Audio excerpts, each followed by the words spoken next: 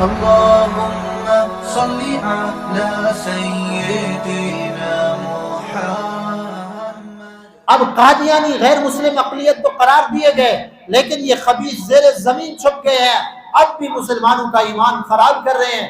کہیں ہسپتال بنا کر مسلمانوں کو جو ہے نا غیر اس کی طرف قادیانیت کی طرف ترغیب دے رہے ہیں۔ آپ کی مٹی کے اندر قادیانیوں کا ہسپتال ہے۔ کہیں راشن دینے کے نام کے اوپر بڑی بے غیرتی ہے یہ کہ قادیانیوں سے مسلمان جا کے راشن کی بھیک مانگے، مسلمان بھوکا مر جائے لیکن قادیانیوں سے جو ہے نا بھیک نہیں مانگنی چاہیے۔ کبھی سیلاب آ جاتا ہے، کبھی کیا آ جاتا ہے، آج وہ قادیانیوں کے ہاں یہ راشن تقسیم ہو رہا ہے، آنکھیں بند کر کے مسلمان چلے جاتے ہیں۔ کوئی غیرت بھی کسی چیز کا نام ہوتا ہے؟ تو مسلمان بھوکا رہ جائے گا، لیکن امام الانبیاء صلی اللہ علیہ وسلم کے دشمن کا ہاتھ کی چیز اور ان کا جو ہے نا ان سے کوئی معاملات جائز نہیں ہے۔ اگر وہ دودھ بیچتے ہیں تو مسلمان کے لیے خریدنا جائز نہیں ہے، اگر وہ گوشت تقسیم کرتے ہیں تو مسلمان کے لیے ان کے گوشت اور ان کے جو ہے نا کوئی اگر اس قسم کے راشن تقسیم کرتے ہیں تو مسلمانوں کے لیے کسی قسم کا تعلق ان سے جائز نہیں ہے۔ ہوشیار رہیں، آپ مسلمانوں کے ہسپتالوں میں علاج کرائیں، کافروں کے اور قادیانیوں کے ہسپتالوں میں کیوں جاتے ہیں؟ اور اسی طرح کہتے ہیں کہ قادیانیوں کے اخلاق بڑے اچھے ہیں۔ میرے بھائی، جب شکاری شکار کرتا ہے تو وہ بھی بڑی اچھی آواز سے جو ہے نا شکار کو پھانستا ہے، اچھی آواز نکال کر، شکار والی آواز نکال کر جو ہے نا اس کو اپنی طرف مائل کرتا ہے کہ یہ میرے جال کے اندر پھنس ہے۔ ہاں، ان کے جال کے اندر جو مسلمان پھنس جاتا ہے پھر اس کی زندگی بھی گئی، ایمان بھی گیا۔ تو کل 7 ستمبر ہے، ایک تو الحمدللہ وہ کانفرنس ہو رہی ہے، سارے مسلمانوں سے درخواست ہے کہ اس کی کامیابی کے لیے آپ دعا بھی کریں۔ اور سنا ہے کہ کل کوئی ایک بدبخت انسان جو ہے جس کا نام کوئی شوکت ہے، سوشل میڈیا کے اوپر اس نے بدبخت نے میرے محبوب صلی اللہ علیہ وسلم کی شان اقدس میں گستاخی کی ہے۔ یہ میرے بھائیوں ہم مسلمانوں کی کمزوری ہے، ہم مسلمانوں کی کمزوری ہے۔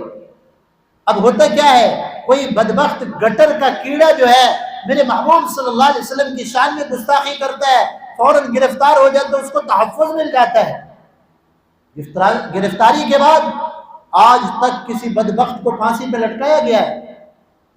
جس نے جھوٹا نبوت کا دعویٰ کیا ہے کسی کو پھانسی کے اوپر لٹکایا گیا ہے؟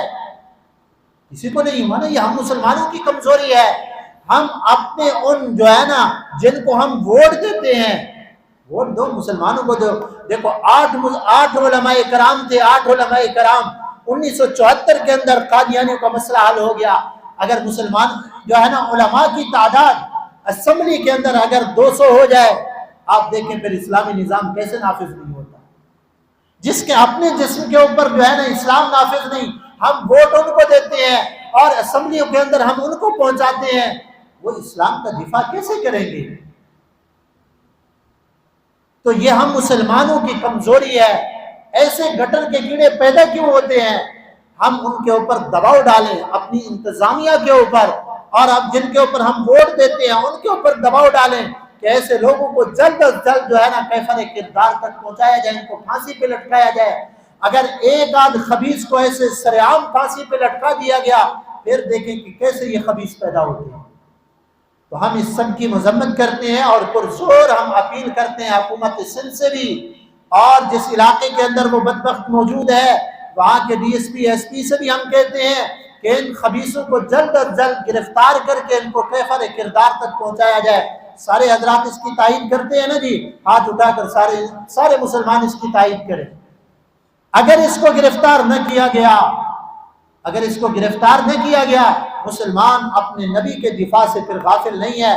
آپ نے دیکھا نہیں ہے ابھی چند دنوں پہلے قادیانیوں کے حق کے اندر ایک جج نے فیصلہ دیا، مسلمانوں نے الحمدللہ احتجاج کیا، پرامن احتجاج کیا، پرامن احتجاج ہوا، اور اس جج کو یہ فیصلہ واپس لینے کے اوپر مجبور کر دیا گیا اور اس نے واپس لیا ہے۔